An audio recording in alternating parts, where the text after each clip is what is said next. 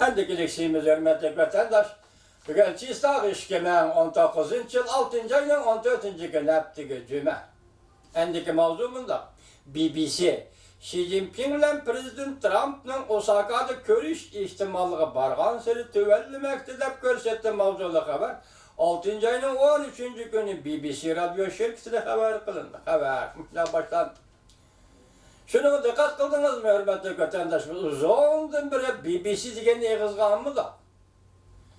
Bunun sebebi nime desiniz? Xitay programımızı, BBC'nin Xitay programımızı allakaça Xitay'a mail bulup gitti.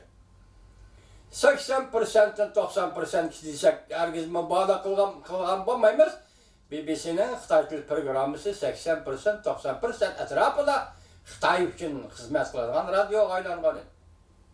Bugün ona bir parça haberini işlettik, vatandaşlarına görüp bakışını ümit kılımız. Amerika Koşmuş Ştatlarından Prezident Trump köp kıtımında görsetti. 6. ayının ahırlı Japonya Osaka'da ötküzüldüğün 20 devlet yukarı derecelikle yığındı Xi Jinping ile görüşümen. Lakin Cungo bu görüşüşünü hazırlıkışı delillemedi. Cungo görüşümen dedi Prezident Trump.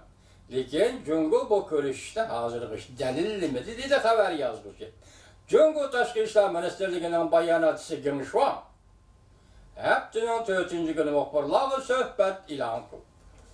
Yukarı derecelikle yığını mezgildir Xi Jinping ile Prezident Trump'ın görüşüdüğünü delillemedi. Yani ispatlamadı. Bu ciheti haber bolsa, işte şu vakti biz silah okturumuz dedi muhbirliğe. Reuters, Beijing ve Washington diplomatlarından sözlerine asaslanıp mundak görsetti.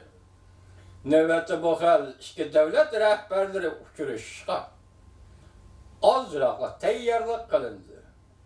Çünkü Cungo bilen Amerika özlüksüz sürgüleş işide tırvatıdı. Amerika Koşmuş Ştatları Aksaray İktisat Siyaset Meselesileri kutlu mundak dedi. Gerçi Prezident Trump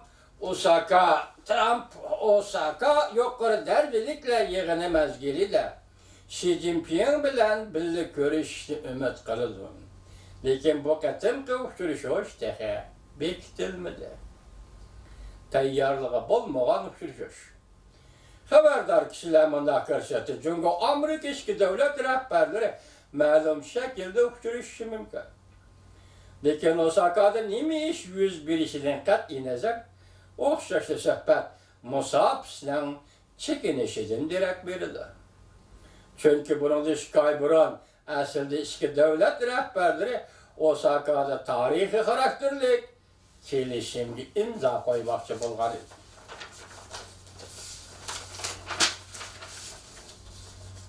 Xi Jinping belki neticesini perez kılgılı bolmaydıgan bir söhbetke katnışını herkes halamaslığı mümkün.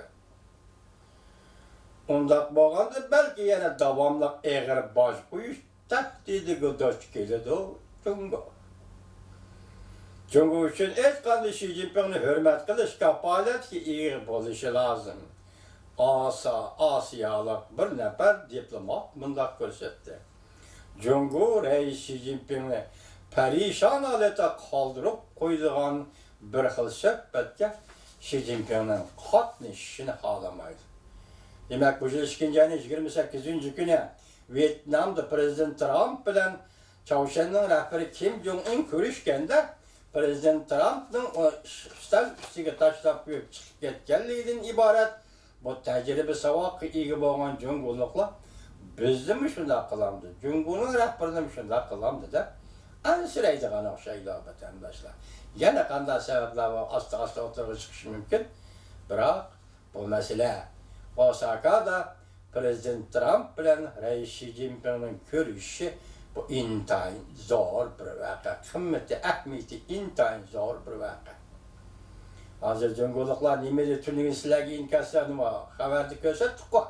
Cungoluklar nimede dünyada diplomatiya tarihinde besim işletip ikinci devletin rehberine onun bilen görüşle kolga keltirdiğin misallar boğan emas. Ben ona misal keltirip dedim, tola undaq misallar.